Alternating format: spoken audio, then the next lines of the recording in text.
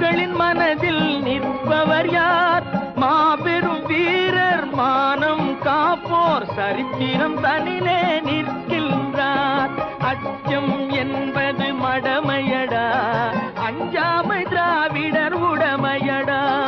ஆறிலும் சாவு நூறிலும் சாவு, தாயகம் காப்பது கடமையடா, தாயகம் காப்பது கடமையடா. அச்சம் என்பது மடமையடா, அஞ்சாமை திராவிடர் உடமையடா.